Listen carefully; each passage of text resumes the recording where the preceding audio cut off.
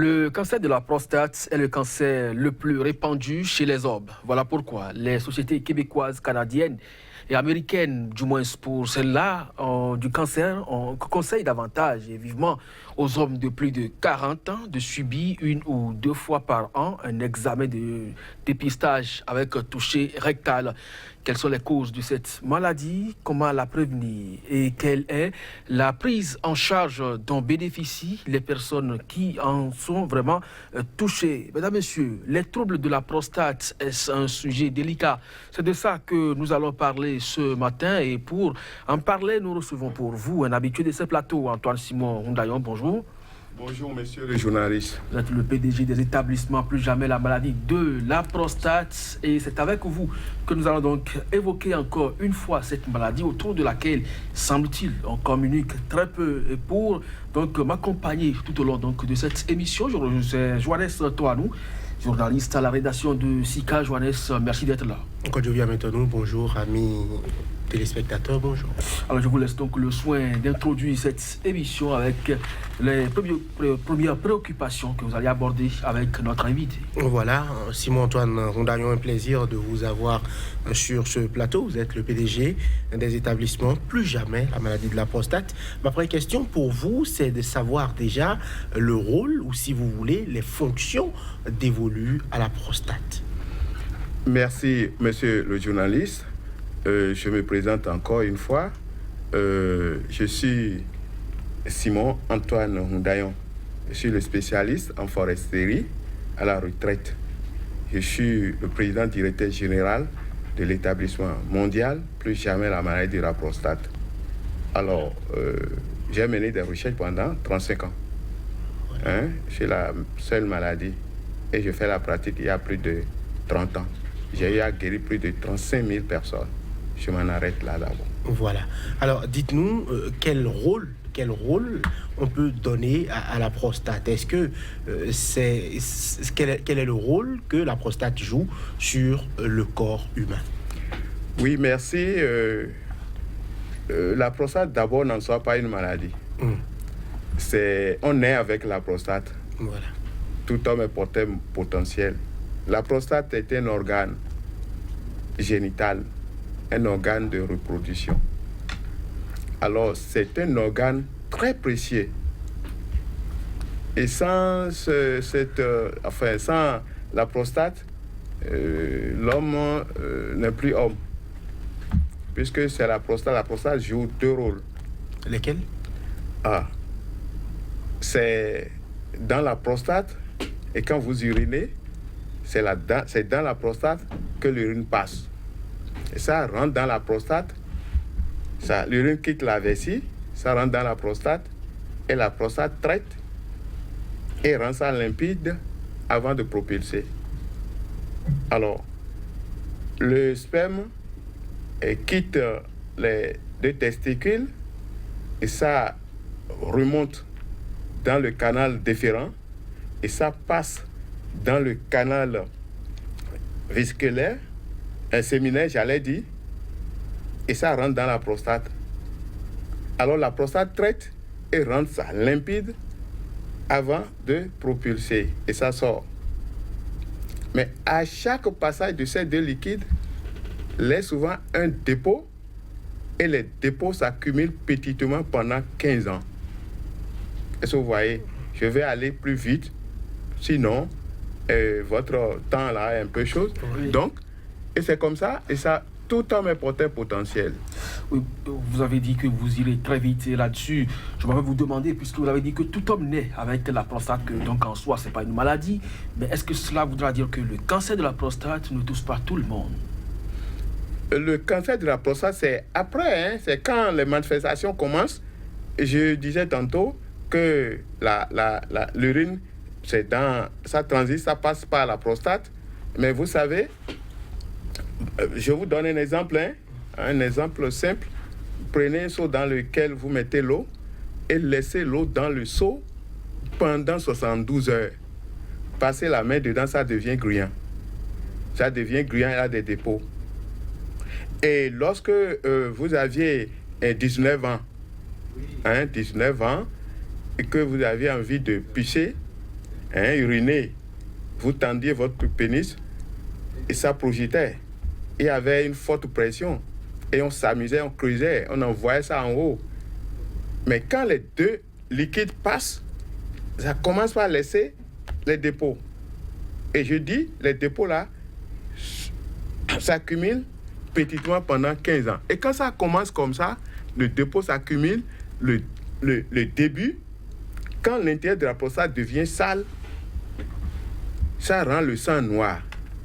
C'est pourquoi, à n'importe quelle analyse, il faut prélever surtout le PSA, il faut prélever le sang pour voir. Ça rend le sang noir. Le sang devient noir et là, le cœur n'arrive pas à gérer le sang. Ça vous rentre déjà dans les manifestations de la maladie? Tout à fait. C'est comme ça. Il faut enchaîner ça rapidement, sinon on va... Bon, donc c'est comme ça. Est-ce que vous voyez? Alors, comme ça, si le sang devient noir, le cœur n'arrive pas à gérer le sang et tout le corps est affecté. Tout le corps est affecté, vous allez commencer par avoir des symptômes. C'est-à-dire, vous allez commencer par avoir les douleurs. Si vous avez envie d'uriner, vous allez, si vous ne vous empressez pas, vous allez uriner dans le slip. Et arrivé là-bas, vous n'allez même pas vider votre vessie. Et je vous dis au passage qu'aucun homme, et je les défie, aucun homme ne peut pas nous dire aujourd'hui à l'âge de 40 ans que lui n'a jamais pissé dans le slip. Il n'y en a pas. Il peut être le multimilliardaire, il peut être le professeur agrégé en neurologie. Ça passe. Parce que l'intérieur de la prostate est sale, le sang n'arrive pas à bien circuler, le cœur n'arrive pas à gérer le sang, et ça commence comme ça. Alors, quand ça commence comme ça, vous allez commencer par avoir la panne sexuelle. La panne sexuelle, faiblesse sexuelle, c'est deux choses distinctes. Je vais toujours le dire. Quand les gens manquent une fois leur marche, on attribue ça à la panne sexuelle, c'est faux. La panne sexuelle, c'est quand le sang est noir et le cœur n'arrive pas à le gérer que vous avez la panne sexuelle. Et qu'est-ce qu'on appelle la panne sexuelle? Justement. Panne sexuelle, c'est quand le sang est noir et que vous avez, le début, vous avez l'érection. Vous avez bien bandé. Vous avez bandé. Et si la femme se présente, elle se positionne pour passer à l'acte, le sang n'arrive pas à circuler.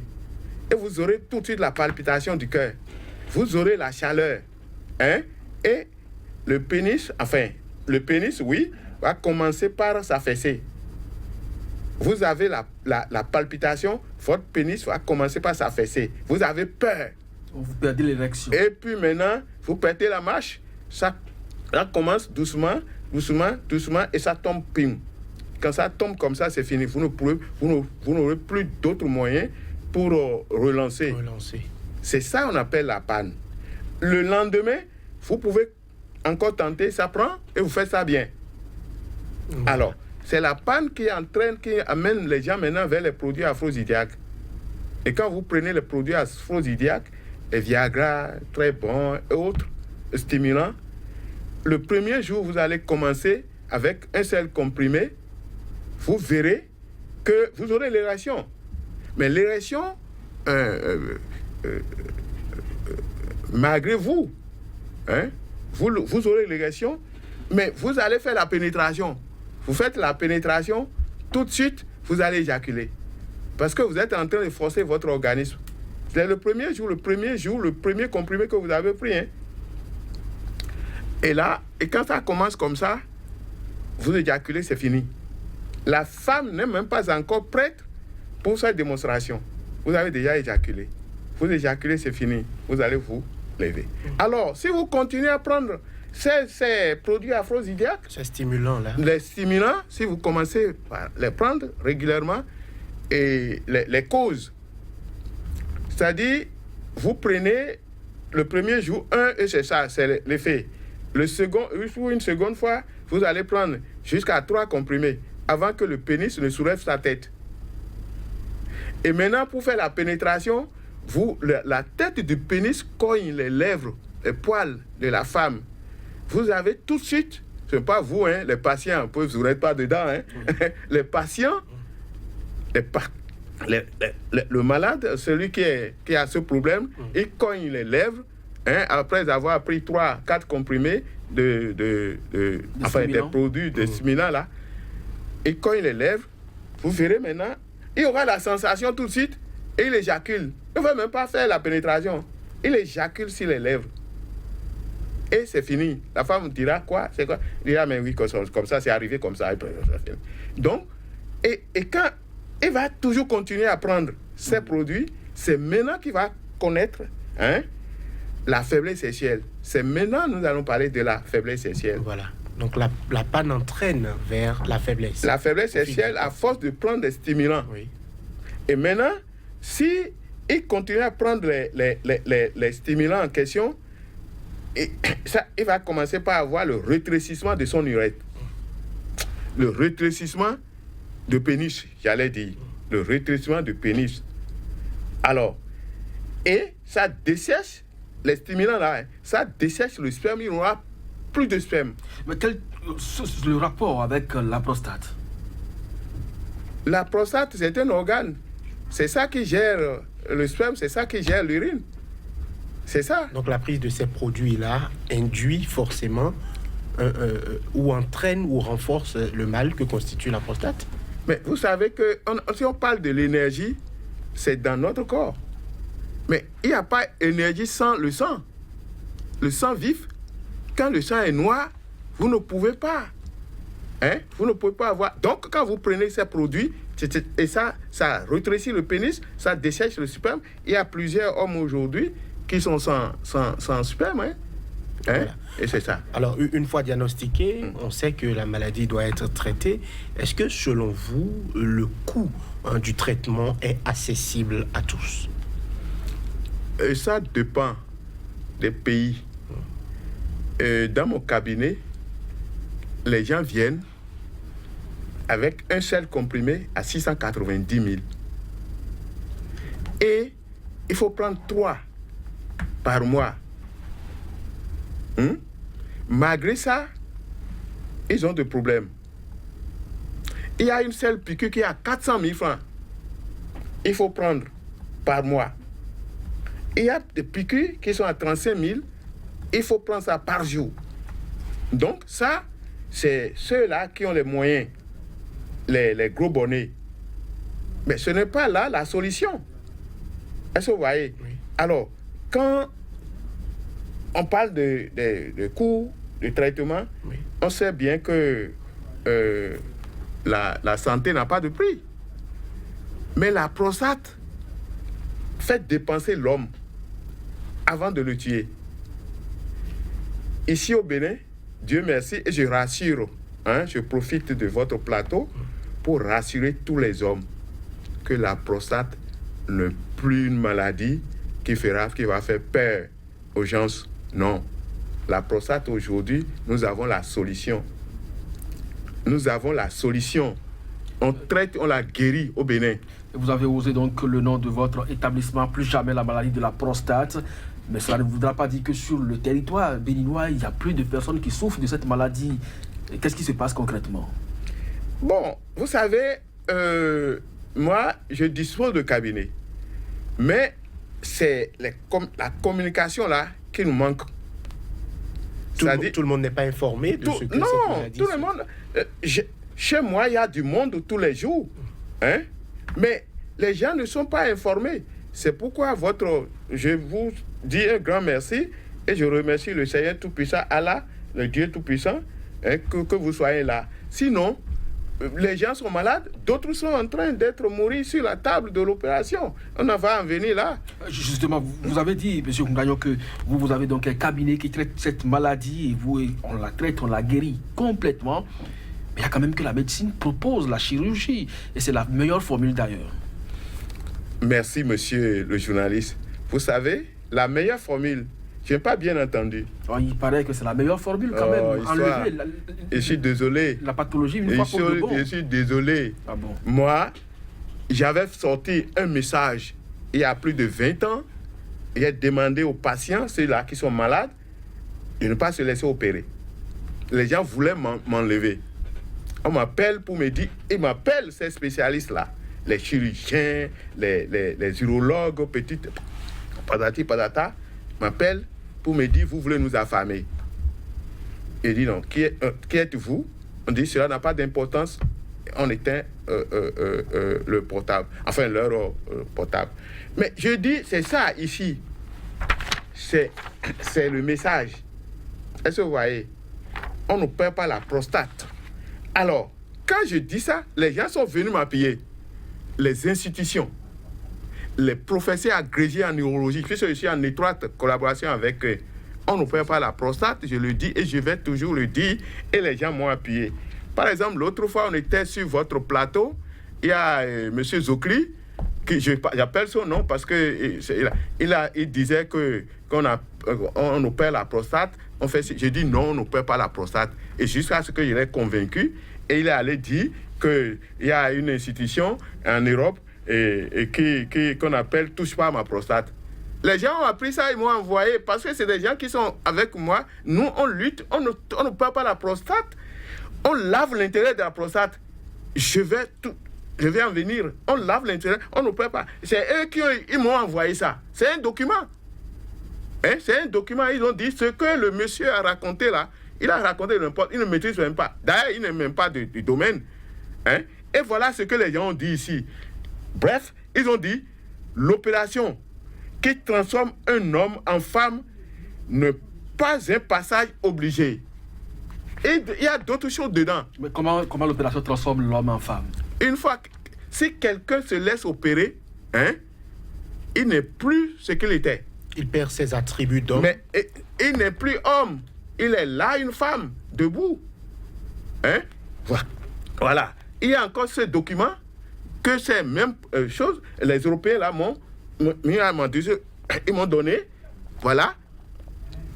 Je ne peux pas. Hein? Si je dis que je ne vais pas quitter le Bénin, que je vais rester en Afrique pour m'occuper de mes frères africains, je vous dis, ça me fâche quand on dit opération. J'ai quitté l'homme. Eux-mêmes, ils savent qu'on ne peut pas. Mais pourquoi eux-mêmes, ceux-là, les chirurgiens et les urologues, et ces chirurgiens-là qui opèrent, d'autres sont en sonde, d'autres sont en couche. Mais oui! Vous êtes sérieux? Mais j'ai mon cabinet, j'ai des registres là, non? C'est toute une discrétion. On ne perd pas la prostate. Voilà ce que le document là a dit. Hein? Bon, d'abord, les maladies de la prostate. Hein? Deuxième édition, diagnostic et traitement. Ils disent que ils traitent, ils mènent des recherches, mais ils traitent, ils n'arrivent pas à guérir, que c'est chez moi, c'est au Bénin que cela se traite. Je m'en vais vous dire un secret. Vous savez que en Afrique, les feuilles parlaient. Les animaux avaient parlé. Des légendes. Non, c'est des choses. Ça avait existé vraiment? Ça, bien sûr, même aujourd'hui, les gens... Moi, je traite la maladie de la prostate et je défie quiconque. Celui-là qui me dira que lui, il est chirurgien, il a opéré des gens, hein, et que les gens sont encore en vie pendant 5 ans, 10 ans, hein, ils n'ont qu'à me dire. Mais la maladie qui avait tué François Mitterrand, au Houphouët-Boigny, Bongo, il y a demain Mobutu, et ça continue à tuer. Mais ceux-là n'ont pas l'argent. Vous pensez que c'est facile de citer le nom des personnalités comme ça? Vous avez non, sont morts de la non, ça là, c'est dit à la télévision, partout, les journaux. J'ai des journaux là. Il y a des coupes donc, ok. J'ai des preuves. Donc, c'est-à-dire, si vous pensez que la maladie de la prostate, quand on perd la maladie de la prostate, que c'est une solution et que l'intéressé, c'est faux. C'est faux, je dis que c'est faux. Voilà ce que les gens ont dit ici. Ils ont dit quoi? Ils ont écrit ici, ils ont dit le traitement effratif. Vous me suivez bien? Allez-y. Moi, selon moi, le traitement effratif consiste à imputer l'organe malade des autres organes. C'est-à-dire, c'est l'opération. Mais ils sont allés loin. Ils ont dit l'intervention chirurgicale et les autres traitements effratifs sont du ressort de l'urologue. Et ces interventions sont généralement inefficaces. La chirurgie en particulier devrait être évitée, sauf en présence d'une indication bien précise, comme une sténose de col de la vessie ou un rétrécissement de l'urètre. Point barre. Mais le rétrécissement de l'urètre, c'est ça, moi, je traite au Bénin. C'est ça, moi, je traite. C'est ça qui tue tous les hommes. S'il y a un rétrécissement de l'urètre, c'est parce que vous avez le problème de l'urine. L'urine passe, le sperme passe, et ça passe dans l'urètre. Et ça laisse le dépôt. Les dépôts s'accumulent. Et vous allez voir que pour uriner, d'ailleurs, au début, vous allez pour uriner, l'urine devient lent. Hein? Et vous allez uriner un peu. Bon, maintenant, et quand ça fait chose, l'urine bloque. C'est le rétrécissement là. L'urine bloque. Et quand ça bloque, il faut une sonde pour évacuer l'urine. Est-ce que vous voyez? Après la sonde, la médecine moderne, je les défie. Je n'ai rien contre eux. En principe, ce que j'ai ici au Bénin, ces médecins-là, ces urologues, ces cadres-là devraient s'approcher, enfin, aller me voir et ensemble, nous allons étudier. C'est plus que le pétrole dans un pays. Vous pensez que vous n'avez déjà jamais approché? Oui, les gens viennent, mais leur problème, c'est de les former pour qu'eux-mêmes, ils aillent commencer à traiter. Ce n'est pas comme ça. Vous ne voulez pas faire ça? Non, mais ils vont saccager le produit. Ils vont gâter parce que c'est des gens qui courent derrière l'argent. Moi, si je voulais avoir des milliards, il suffit de quitter, aller aux États-Unis. Là où j'ai refusé d'aller, hein. Je n'y vais plus. Est-ce que vous voyez, je ne peux pas vous raconter ce qui est autour, tout ça là. Hein? C'est beaucoup d'argent. Parce que chaque ménage a besoin de ça. Voilà. Chaque ménage a besoin de ça. Antoine Timon-Dayon, oui. À quel âge réalise-t-on que la prostate augmente de volume? Est-ce qu'il y a un âge standard ou bien cela peut varier selon le sujet? Avant, c'était à partir de 55 ans, 40, 45, 55 ans. Et là, vous allez commencer par vous occuper de votre prostate, vous allez faire les analyses, hein, échographie, PSA. Bon, échographie, je vais vous dire les différentes analyses.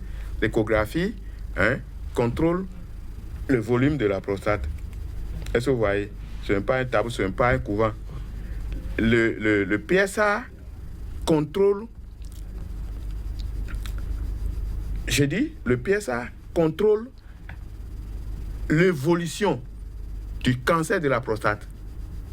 Est-ce que vous voyez? Donc, vous allez faire les analyses et pour vous occuper de... Bon, les gens prennent des astrales, prostamètre, tout ça, c'est pas ça. La maladie de la prostate se traite étape par étape. Est-ce que vous voyez? Et si on est avec vous, puisque aujourd'hui, sur ce plateau, vous le réaffirmez encore une fois, il n'y aura pas effraction, il n'y aura pas intervention chirurgicale. Alors, c'est quoi les étapes de traitement que vous préconisez pour éradiquer une fois pour de bon cette maladie?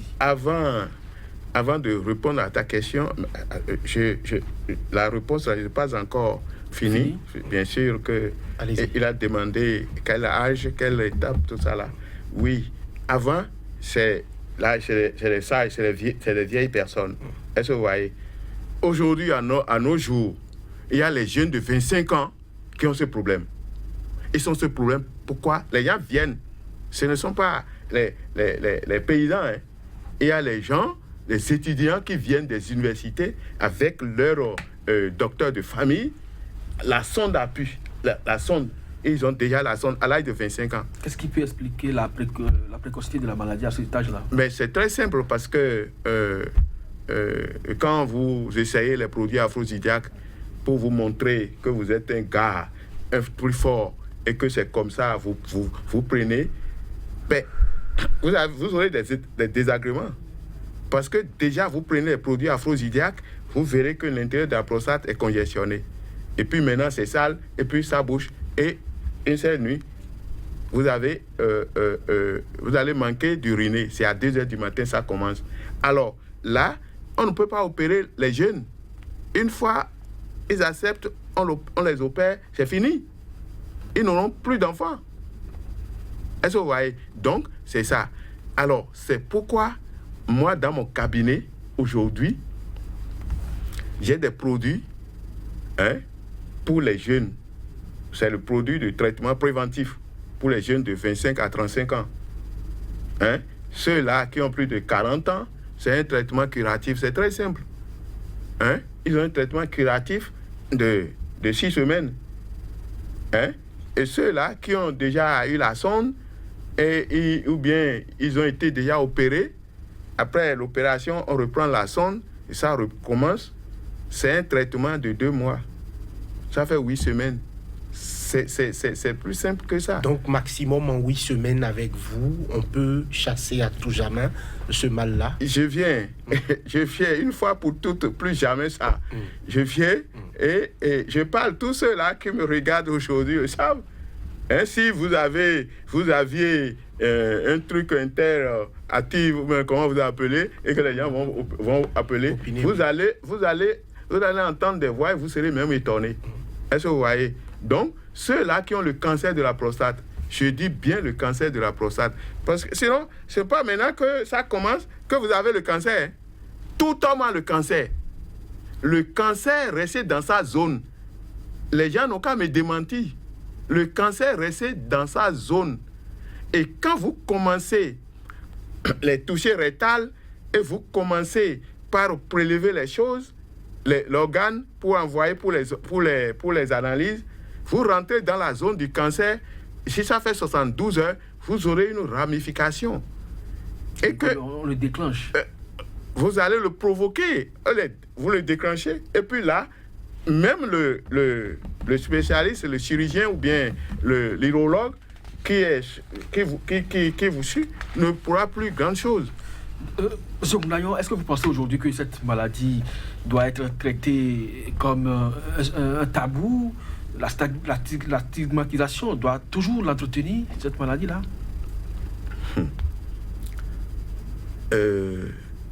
Monsieur le journaliste, vous avez parlé de tabou ou bien quoi? Oui. Tu es là maintenant. Si, je ne sais pas quel âge tu as, si tu ne fais pas vite, pour aller nettoyer l'intérieur de ta prostate, c'est que tu as des problèmes. C'est ça. Ce n'est pas toi seul, tout homme. Puisque c'est ça là, un homme debout, qui n'a jamais été opéré, qui n'a jamais reçu la... Je suis en train de... Un homme qui n'a pas connu un cas d'accident mortel. Je me retrouve maintenant. Qui n'a pas connu un cas d'accident mortel, qui n'a jamais été fusillé, qui n'a pas pris le produit, poison, manger, mourir, c'est la maladie de la prostate qui nous tue, tout le monde. Tout homme, Vous le dites facilement, puisque vous n'avez pas, au-delà donc de... Est-ce que vous avez eu un emplacement, une structure d'accueil pour pouvoir traiter tout le monde? Si entre-temps, chacun doit pouvoir vous faire recours aujourd'hui. Oui, j'ai pris toutes les dispositions avec les Américains. J'ai pris toutes les dispositions possibles. Vous refusez d'aller vers eux et pourtant... Non, là-bas, moi, je ne veux pas aller remettre, moi, mon principe actif aux Européens. J'ai des enfants, non, qui courent derrière leur agrégation, non, en médecine. Pourquoi? Vous ne savez pas ce qui se passe avec les Européens. Moi, je sais. Ils m'ont fait dormir. Ils ont voulu prendre... Moi, je ne veux pas aller... On n'a pas assez de temps. Le moment venu, ça dit... ils avaient tué... Quelqu'un avait tué un produit contre le sida, non? Il est où? Celui qui a tué... L'Africain qui a tué... Qui a créé, qui a découvert... je ne parle... Je parle... Qui a créé... qui a inventé... Voilà. L'ascenseur, c'est un Africain, non? Vous ne savez pas. Mais il a été tué. Donc, moi, je ne veux pas. Je ne veux pas. Et ils sont là parce qu'ils viennent pour leur traitement. Les Américains viennent pour leur traitement. C'est pourquoi on est très bien. Ils viennent. Et maintenant, ils viennent au Bénin ici pour leur traitement. Et nous sommes en train... C'est eux qui m'ont proposé c'est eux qui m'ont proposé la clinique digne de son nom. Parce qu'il y a d'autres chefs d'État africains qui viennent ici. Ni vu ni connu. À 1h du matin, on les prend. Est-ce que vous voyez? Donc, la clinique, on a commencé. J'ai eu même le permis de construire. Ça ne fait pas encore 4 semaines. Voilà. J'avais laissé, on a fait les études du sol, on a fait tout, la commission, tout ça là. Et maintenant, j'ai eu le permis de construire. Là, le jour où je vais le lancer, on a déjà, ça fait 1,390 milliards de budget. C'est sur subvention propre ou vous avez des apports de l'extérieur? Moi, si je vais aujourd'hui, là où je suis, je vais l'argent, ceux-là, les milliardaires, les enfants uniques de leur papa, qui ont hérité tout, c'est ceux-là, moi, ils traitent. Ceux-là qui viennent sans les 2 testicules, ils ont déjà fait la pipertomie, c'est ceux-là. Mais l'argent, il te dira que l'argent, c'est quelque chose, mais sans argent, on ne peut rien. Mais on peut, si tu vas compter sur l'argent, et ils ont de l'argent, ils me disent qu'ils ont de l'argent. Mais pourtant, ils ont été très malades, et c'est chez moi, ils sont venus. Quand ils viennent, ils trouvent la guérison, c'est fini. Donc, la clinique est là. Je ne sais pas, je n'ai pas eu l'occasion de montrer ma clinique, mais c'est là, c'est partout. Vous arrivez là, même l'hélicoptère va s'atterrir. Quand les gros bonnets vont arriver, ils ne vont pas, c'est-à-dire c'est ni vu ni connu. Il y a tout. Vous verrez la clinique, il y a tout. Donc, j'ai pris les dispositions pour que toute la planète, les hommes se déplacent vers moi, chacun aura sa place, et puis il sera traité et guéri. Simon Ndayo, vous ne faites pas donc de l'ingestion, vous ne faites pas de la chirurgie, mais vous traitez quand même des citoyens. Ça veut dire que c'est une méthode naturelle. Donc ça veut dire que c'est possible de traiter la prostate avec le naturel. Mais aux temps anciens, est-ce que les gens connaissaient les hôpitaux, les infirmeries? C'est ça. Je disais que les feuilles parlaient, les animaux avaient parlé, tout ça là. Mais c'est naturel. Si vous allez... Il y a des comportements. Aujourd'hui, tout est gâté, les animaux ne parlent plus, les feuilles... Mais ceux-là qui ont eu la chance et que leurs parents, les anciens, ont vécu les vrais chasseurs, moi, je bénéficie de ça. Les feuilles, vous allez... Le comportement, si vous voulez aller chercher les feuilles aujourd'hui, même que les feuilles ne parlent pas, moi, j'ai été initié. Est-ce que vous voyez? Vous n'allez pas toucher la femme pendant 9 jours. Avant d'aller chercher une feuille. D'aller chercher une feuille. Donc, pour avoir ces principes actifs. Tout à fait. Sinon, si vous voyez un guérisseur, moi je suis un chercheur. Un guérisseur, tout ça là, qui se font entourer des femmes. Et puis, il y a aujourd'hui, à l'heure où nous parlons, des gens qui ne respectent même pas la déontologie de la vie. C'est-à-dire, même si la femme est menstruée, on se couche avec elle. C'est des impurités. Les plantes ne peuvent pas agir. Non. Mais, vous savez, les gens restent en bas ici, ils parlent au ciel et le tonnerre court. Il appelle la pluie. Mais c'est ce qui était dit, c'est ça. Est-ce que vous voyez? Donc, ce n'est pas... Moi, je traite ça naturellement. Et si vous voulez, vous allez nous inviter. Inviter un chirurgien ou c'est des frères, ils peuvent avantager, enfin bénéficier de mon truc là avant ma mort. Ils ne veulent pas. Sinon, vous les invitez, ils n'ont qu'à arriver ici pour un débat contradictoire.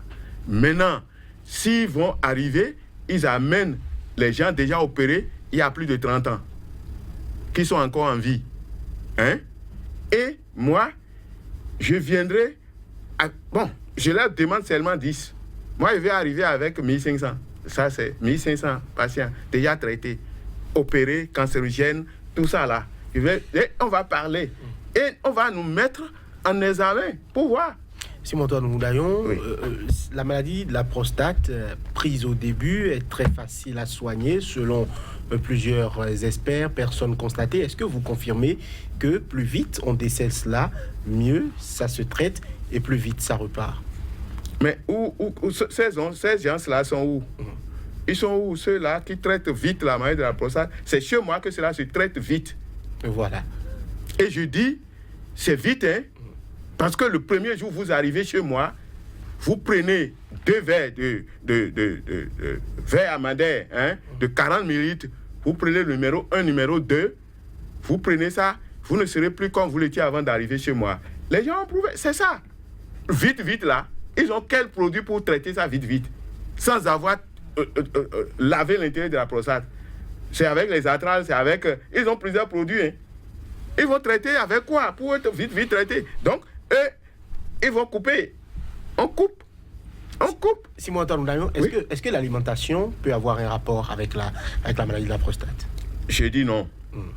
Je dis non. L'alimentation. La prostate n'en soit pas une maladie. Hein? Tu peux tout manger sous mon traitement. Tu manges tout. Ce que tu prends et que le corps rejette, c'est ça que tu évites. C'est ça qu'on appelle alimentation, contrôle alimentaire. Mais sinon, tu vas manger. Pourquoi ne pas manger? La prostate, même on ne devrait même pas garder les gens dans les hôpitaux pour la maladie de la prostate. D'autres, après avoir placé la sonde, mais ça s'arrête là. Ils viennent, on lave l'intérieur de la prostate, et puis les déchets là, ils se fondent, et puis c'est fini, l'intéressé va se retrouver. Si vous laissez les gens en sonde dans les hôpitaux, et puis ils vont mourir. L'alimentation n'a aucun rapport donc avec n'a aucun rapport. maladie. Mais est-ce que le surpoids a un rapport? Bon, le surpoids, moi, je ne suis pas dans ce domaine. Je dis ce que je sais. Est-ce que vous voyez? Le surpoids, bon, il y a des gens qui ont des moyens et qui prennent de n'importe quoi et qui deviennent vraiment un sac de riz. Ça, ce n'est pas moi, ça. Oui, ce n'est pas moi. Donc, ce que moi, je sais, c'est quand la maladie de la prostate vient, hein, ça arrive, ça commence, ça vous rend vraiment fatigué. Hein, vous allez marcher comme un crabe. Vous allez, ça maigrit l'homme, ça rend l'homme même alité, paralysé. Est-ce que ça prend les yeux, ça prend la voix, mais ce poids-là, ce n'est pas moi. Moi, je ne sais pas. Donc vous voulez dire que la prostate est le centre de toutes les maladies, à la limite? L'homme a 2500 maladies. Et je dis quelque chose, je défie quiconque. J'ai des documents. Hein? L'homme a 2500 maladies. Et la maladie de la prostate seule incarne la moitié. Voilà. C'est la maladie de la prostate chez les hommes. Hein. Les femmes ont le fibrome. La maladie de la prostate, qui est la maladie principale. Une maladie essentielle. Essentielle des hommes. Simon Ngoundayon, est-ce que vous ne le dites pas pour faire peur aux hommes, pour qu'ils puissent venir dans votre clinique parfois? Écoutez, vanité des vanités, tout est vanité. J'ai refusé d'aller servir ailleurs pour avoir beaucoup d'argent. Je dis, je vais servir mes frères africains. Hein? Si c'est pour leur faire peur, c'est que vous ne me connaissez pas. Depuis lorsque j'étais en fonction, moi je n'aime pas comme ça. Je n'aime pas qu'on me façonne. Enfin, je n'aime pas, comment on dit, tromper la vision des gens. Non, ce n'est pas une obligation. Si quelqu'un veut, il vient. Ils n'ont qu'à choisir. Celui qui aime son corps, et je parle maintenant. Moi, vous me voyez maintenant, non? Vous voyez comment je suis? Vous avez vu les garde-corps derrière moi? Ce que je fais, ça mérite des garde-corps. Ça mérite des belles femmes. Non. Vous me voyez, parce que moi, j'aime les hommes. Hein? Et tout homme devant moi est considéré. Là où vous êtes maintenant, ce que vous attend, vous ne savez pas. Je vais vous le dire. Comment donc? Allez-y. Voilà, vous avez quitté la maison. Vous avez déjà créé un vide à la maison. Parce que vous n'êtes pas là. Votre petit-fille, votre petit garçon, oui, papa. Lui ne sait pas que papa doit aller au boulot. Oui, papa. Et tout ça là. Alors, vous avez vos amis. Vous avez chez vos parents, enfin, chez maman, chez papa, maison paternelle, maison maternelle. Si vous avez un peu, les gens ont besoin de vous. Mais le jour où vous allez tomber malade, c'est-à-dire la fameuse maladie, la maladie de la prostate, vous tombez malade, vous n'aurez plus personne. Je vais vous dire quelque chose.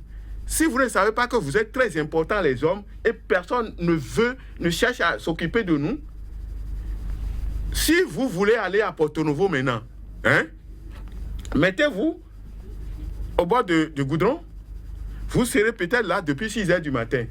Une femme qui quitte sa maison, elle prend Zim, elle vient se positionner à côté de toi.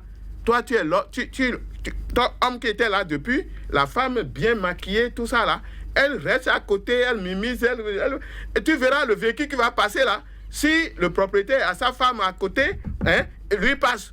Mais celui qui n'a pas sa femme à côté, il fait arrêt. Il fait demi-tour. Il demande au chauffeur, va voir. Et on vient, elle dit, madame, je peux vous aider? Mais la dame dira, vous allez au Cotonou, monter. Si toi, homme, tu cours vers le véhicule, là, tu cours pour... le monsieur va demander à la femme si elle était avec toi. Mais elle dira non. Et un homme comme toi te dira... Mais, et prend la femme. Donc, nous sommes très importants. Nous sommes nous-mêmes. Donc, il faut d'abord tout faire pour éviter des barabala. Et prenez-vous au sérieux. C'est ça. Vous, normalement, vous deviez être protégé, assuré, mais malheureusement, ce n'est pas encore le cas. Mais dans votre domaine, puisque vous intervenez sur les vies humaines, est-ce que vous avez un rapport très étroit avec le ministère de la Santé, au moins, de votre pays? Oh, écoutez, les autorités du ministère de la Santé, hein, et on a un lien étroit. Parce qu'eux-mêmes, ils ont vu que je ne suis pas quelqu'un, un emmerdeur. Je ne suis pas quelqu'un qui trompe les gens. Hein?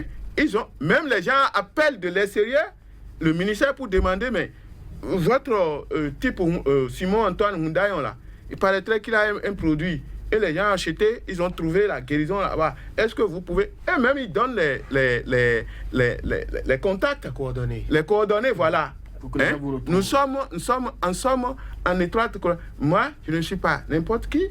Est-ce que vous voyez? Je ne suis pas n'importe qui. Ce que Dieu nous a donné ici, c'est pour le Bénin. C'est pour les Africains, je l'ai dit tantôt. Je suis très bien avec eux. Il n'y a même pas de problème pour tout ça là. Maintenant, vous savez que l'OAPI m'a certifié. L'OAPI m'a certifié. J'ai eu le certificat de l'attestation des examens de non-toxicité. J'ai eu tout ça là. Donc, je suis en train, il reste quelques papiers.